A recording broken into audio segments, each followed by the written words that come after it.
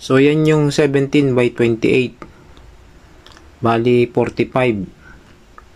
Bali yan ay 4, kaya lalabas 180 ohms. Okay? Yung ating mga kinaskas, pwede nating takpan ulit. Kung wala kang tiwala sa barnis, pwede mong gamitin ito.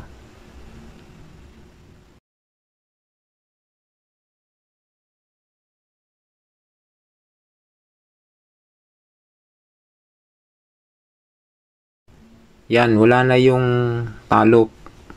Huwag mong gawing problema yan kasi meron naman tayong barnis. Tutubog mo naman yan sa barnis. Kung hindi ka man makapaglagay nito, barnis lang naman yung magtatakip dyan. Okay, back up tayo sa ating lecture.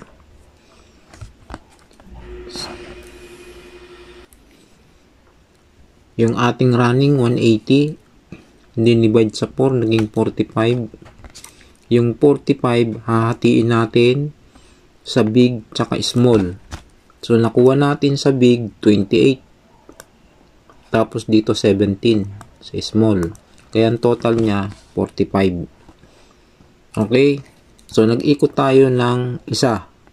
Iikot pa tayo ng 3. Kaya ang total niya 180. O sana malinaw. Napaka ano niyan. Detalye na yan. Sana hindi na kayo maligaw.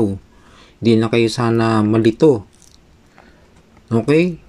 So, after na maikot natin yung 4 na yan, yung 3 pang natitira, tsaka natin iikot yung starting. Kasi dito sa starting, kailangan dito na isa-isa kong ipaliwanag sa inyo kung ano ba ang pagkakaiba nito doon sa special na ni-rewind natin at saka doon sa old Panasonic. Okay?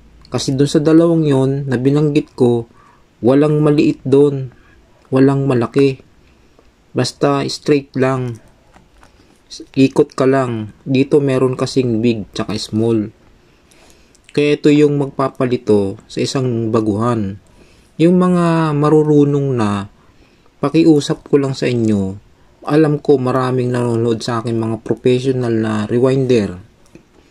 Ang target ko dito, hindi makipagpagalingan sa inyo, hindi makipagkarera. Ang tinuturuan ko, yung hindi nga marunong, yung walang idea sa rewinding,